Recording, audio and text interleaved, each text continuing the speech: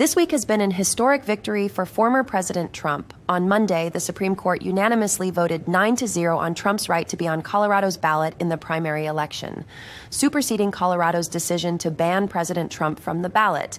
To put it in simple terms, the Supreme Court recognized that if they upheld Colorado's decision to take Trump off the ballot, it could potentially spark a civil war. Red states would then have the right to take Biden off the ballot and send the nation into a constitutional crisis. The outdated news media had a meltdown over the use of democracy. Well, thank you very much. I want to start by thanking the Supreme Court for its unanimous decision today. It was a very important decision. We're very well crafted, and I think it will go a long way toward bringing our country together, which our country needs. And they worked long, they worked hard, and frankly, they worked very quickly on something that will be spoken about 100 years from now and 200 years from now. Extremely important. Essentially, you cannot take somebody out of a race because an opponent would like to. Look, unfortunately for America, the court isn't necessarily wrong that this is the way the framers wanted it to be. They wanted Congress, the people who are closest to their constituents, to be able to make the rules of the laws. That doesn't change the fact that because of gerrymandering in the House and all kinds of other issues, they're not doing their job on a lot of these big issues. Explanation was not they didn't like Donald Trump. They said he participated in an insurrection. And I have to, an insurrection, and I have to say I got up at 5 this morning to do Casey Hunt's show. Well, look at that. It seems like our man Donald had quite the Super Tuesday in 2024. Out of the 15 states that held their primaries, he managed to snag a whopping 14 of them. That's right, folks. He won in Virginia, Tennessee, Oklahoma, Maine, Alabama, North Carolina, Arkansas, Massachusetts, Colorado, Texas, California, Minnesota, Alaska, and Utah. The only state that didn't fall under his spell was Vermont, which went to Nikki Haley. What can we say? The man knows how to put on a show. Nikki Haley ended up dropping out of the presidential race. Well, thank you very much. They call it Super Tuesday for a reason. This is a big one. And they tell me, the pundits and otherwise, that there's never been one like this. There's never been anything so conclusive. This was an amazing night, an amazing day. It's been an incredible period of time in our country's history. It's been sad in so many ways, but I think it's going to be inspiring because we're going to do something that, frankly, nobody's been able to do for a long time. In all likelihood, Donald Trump will be the Republican nominee when our party convention meets in July. I congratulate him and wish him well. I wish anyone well who would be America's president. Our country is too precious to let our differences divide us. You've talked about trying to unify the party. How do you bring these Nikki Haley voters, some of whom voted for you in 2020 but say they don't want to now? How do you bring them back into the tent? They're going to all vote for me again. Everybody. And I'm not sure we need too many. In predictable fashion, the archaic news media had another meltdown over Trump's Super Tuesday victory. MSNBC interrupted Trump's victory speech once again, stating that they don't want to broadcast Trump's lies, which is an ironic thing to say, coming from the station that lied about the Russia collusion conspiracy.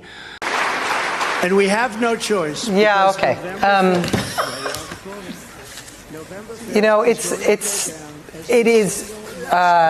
Okay. I will say that it is a decision that we revisit constantly in terms of the balance between allowing somebody to knowingly lie on your air about things they've lied about before and you can predict they are going to lie about. And so therefore it's irresponsible to allow them to do that. It's a balance between knowing that that's irresponsible to broadcast and also knowing that as the soon-to-be de facto nominee of the Republican Party, this is not only the man who is likely to be the Republican candidate for president, but this is the way he's running. MSNBC anchor Joe Scarboro tried to convince the American public that Biden is in the best mental and physical shape of his life. But comparing that guy's mental state, I've said it for years now, he's cogent. But I undersold him when I said he was cogent. He's far beyond cogent. In fact, I think he's better than he's ever been. Intellectually, analytically, because he's been around for 50 years. And, you know, I don't know if people knew this or not, Biden used to be a hothead. Sometimes that Irishman would get in front of the reasoning. Sometimes he would say things he didn't want to say. This is, and I don't really, you know what, I don't really care. Start your tape right now, because I'm about to tell you the truth. And F you if you can't handle the truth. This version of Biden, intellectually, analytically, is the best Biden ever. Not a close second. And I've known him for years. The Brzezinskis have known him for 50 years. I'm going to quote Biden's recent remarks about credit card late fees. Here I go. With the announcement of this new rule, late fees are now going down to $8 instead of the current average of $32 late fee payments. This action will collectively save the families $10 billion in credit card late fees every year. With the announcement of this new rule, late fees are now going down to $8 instead of the current average of $32 late fee payments. This action will collectively save families $10 billion in credit card late fees every year. It's hard to understand what Biden is saying without subtitles. And on top of that, it looks like Biden is sleep talking. His eyes are barely open. Good luck with that, liberals. CNN's Van Jones predicts that America will transform into current America under a second Trump term. Everything that Van Jones projected onto Trump is ironically what is happening under President Biden.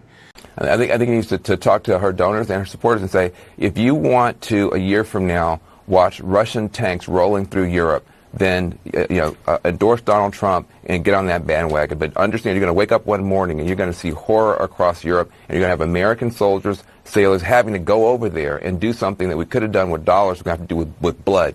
If you want to continue to see the country being divided and unable to govern itself and treat itself well, get on that Trump train. But you've got a place over here. Now, he also, I think, needs to make a stronger case for what he is going to do to keep the economy moving in a good direction for people who go into grocery stores and can't pay for their groceries. He says he's going to sick the DOJ and the FTC on these grocers, these corporate grocers that are ripping off Americans. He needs to lean into that for the voters. Vice President Kamla Harris appears to be drunk again. Here's a clip of her trying to explain why democracy is so good. Because when we think about the strength of our democracy, I think that there's a duality to the nature of democracy. When it's intact, it's so strong in terms of what it does to uphold and protect individual rights and freedoms. So strong in its nature. And it is very fragile. It will only be as strong as our willingness to fight for it. That's the news for today. Have a fantastic day, and remember to laugh. Here's a funny video to end the newscast. And then he walks off. You ever notice he always goes like this?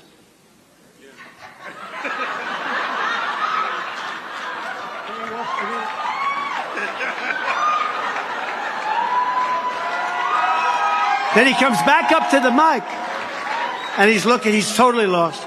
There's stairs all over the place. He could go there, here. He could jump off the front of the damn platform. But he always goes like this.